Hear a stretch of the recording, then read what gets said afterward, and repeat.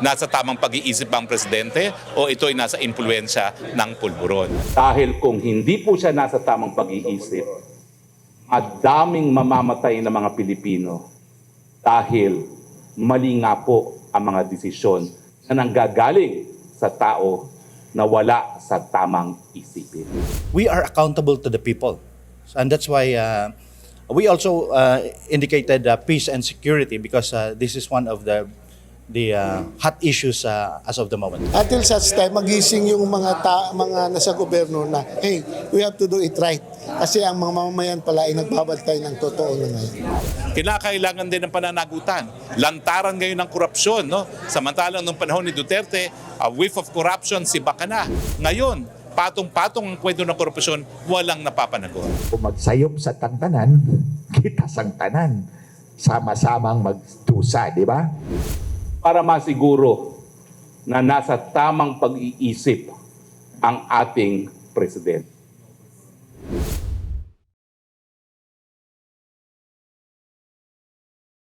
Nagsama-sama mga Duterte supporter and organization leaders sa isang leaders forum na pinamagatang DDS Defend the Flag, Transparency, Accountability, Peace and Security o TAPS sa Dumaguete City, lalawigan ng Negros Oriental araw ng Sabado. Kabilang sa mga naging resource person ay sina retired Navy Colonel Ray Lopez na tinalakay ang kahalagahan ng kapayapaan at seguridad, ang anti-election fraud advocate na si Attorney Glenn Chong at dating Palace spokesperson Attorney Harry Roque na pinag-usapan naman ang patungkol sa transparency and accountability. Hindi akong presentation, ako ning gidesign nga mahimong pag-abri sa huna-huna sa kanatong tanan. Usa ni ka presentation na bunga sa research nako kaniadtong akong gisugdan ang Armed Forces Cyber Command. Kung sakto ang atong pagpili, kitang tanan mabulahan sa saktong pagpili. Kung magsayop sa tantanan, kita sang tanan. Sama-samang magdusa, di ba? So ngayon po, ang pinaglalaban natin, no to charter change, no to politicians' initiative, no to bilihan para sa lagda, para sa transparency, para sa accountability, para sa kapayapaan, para sa seguridad, para masiguro na nasa tamang pag-iisip ang ating presidente.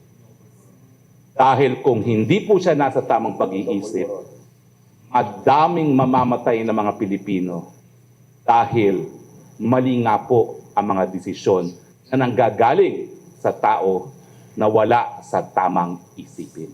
Ayon sa mga ito, mahalagang maintindihan hindi lang ng mga taga Negros Oriental kundi ng taong bayan sa buong bansa ang naturang mga panawagan. The call for transparency, peace and security is a call that should have been made a long time ago and should continue until when such transparency, accountability, peace and security is addressed.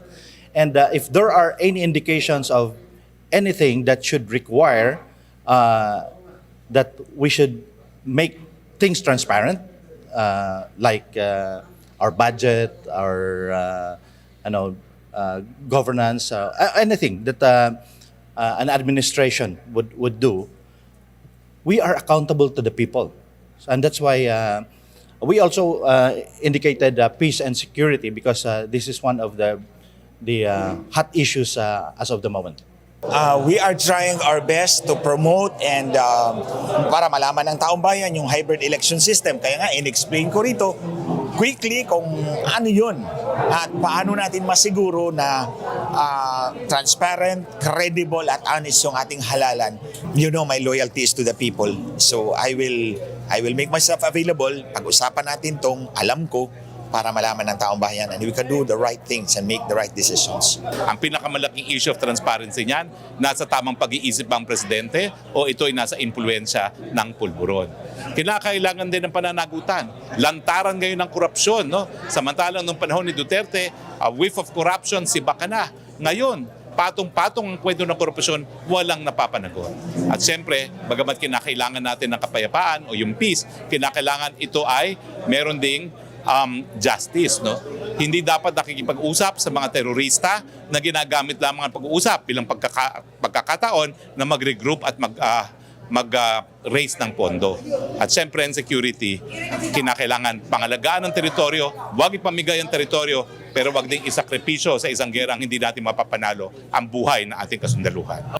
Ayon naman sa isa sa mga organizer ng pagtitipon na mula sa national hanggang sa provincial level, ay ipakakalat din nila ang mga panawagang ito hanggang sa makaabot sa bawat komunidad. But we'll be trickling down the event, itong consultation, down to the cities, municipalities in a couple of weeks. And it will continue and it will continue. Until such time, magising yung mga nasa gobyerno na, hey, we have to do it right. Kasi ang mga mamamayan pala ay nagbabantay ng totoo na ngayon.